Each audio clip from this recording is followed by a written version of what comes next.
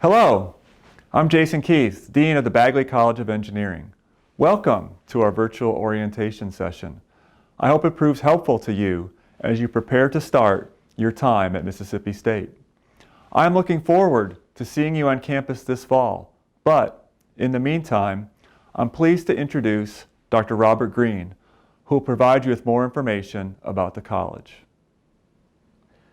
Thank you, Dean Keith. I'm Robert Green. I'm the Assistant Dean for the Bagley College of Engineering. I want to welcome you to Orientation 2021. I have a short video here for you covering some information dealing with course registration and what will be happening through the rest of the orientation session. We also have some undeclared pre-engineering transfer students viewing this video as well. We're working with you during this orientation session mainly to make the process go smoothly. Keep in mind, however, that you're technically an undeclared student and your advising is done by the University Academic Advising Center. So after orientation, if you have any questions or concerns about your schedule, you'll need to contact them.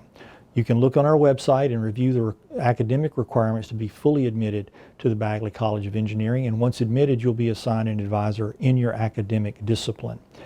Your advisor will be reaching out to you, however, as well in engineering to try to determine what major you wish to ultimately pursue, and that will help us schedule your courses.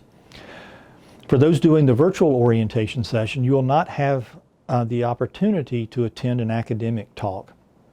So I'm recording a video that essentially is that academic talk, and I would like for you to watch that. It's some important information on how to be successful in college and other important things about the university and how to be successful. So you are responsible for that information. So again, please watch that when you get a chance.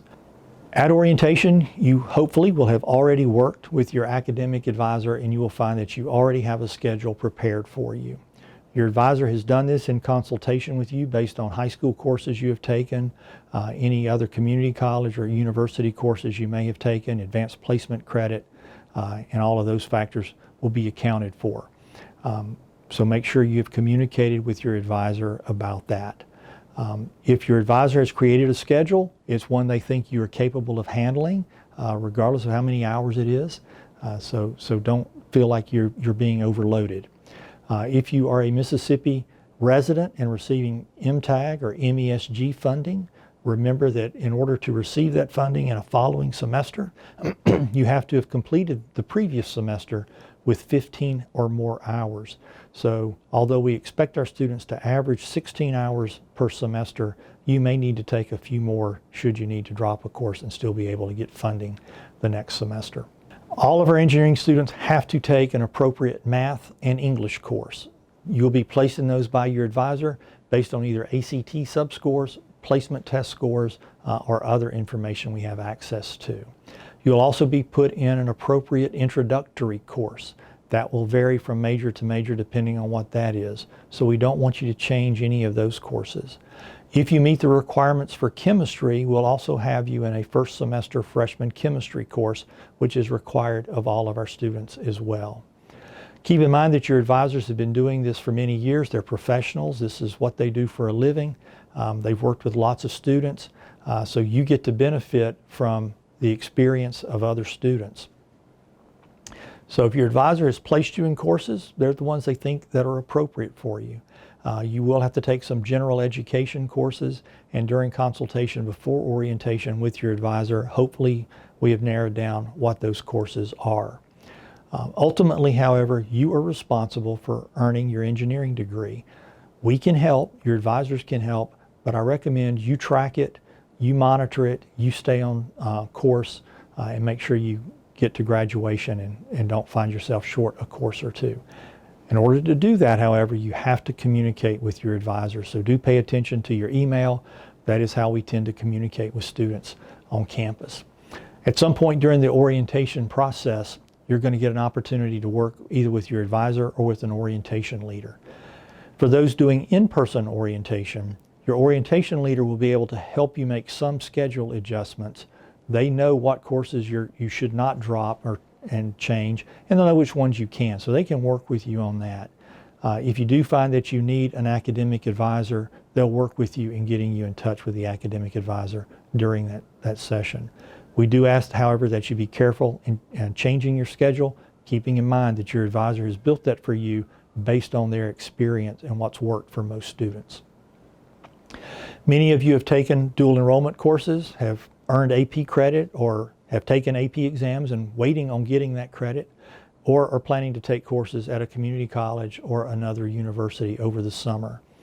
We will need to get official transcripts before the fall courses begin from those schools to make sure that you meet the prerequisites and will not have any scheduling issues in the fall. Once AP scores come in after June, typically, if you think anything needs to be adjusted in your schedule based on those AP scores, do contact your academic advisor and they can work with you on that. In the academic talk, I'll go into more detail on a couple of these things, but I want to mention them here because they are important.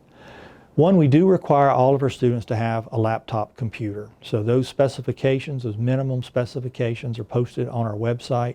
You can look at those yourself. However, if you have a laptop that is still working, one you've used in high school, more than likely it will work for you your freshman year. So I don't think you necessarily need to buy a brand new laptop right now. However, if it is an old laptop, you probably will need to buy a new one at some point during your time in college. But you can put that off till later if you need. We also have many engineering student organizations and competition teams, and we'd like for you to get involved in those. They're a great way to have some fun and learn some other information and develop some leadership skills. So although we built you what might be a challenging schedule, there's still time in that to get involved in activities. During the fall, usually the first couple of weeks of the semester, we'll have an engineering student organization fair, and we'll invite you to that. And that'll be an opportunity to meet with the leaders of the student organizations, find out more about them, and join them. We do recognize that many of you are involved in activities on campus, such as band, ROTC, or other activities, and may need to have courses scheduled for that. Please make sure you communicate those needs with your academic advisor during the preparation of your schedule, and we can accommodate those at that time and make sure you're able to be involved in those activities, which we do fully support. I hope you enjoy the rest of your orientation session, and we're looking forward to seeing you on campus in the fall. Thanks.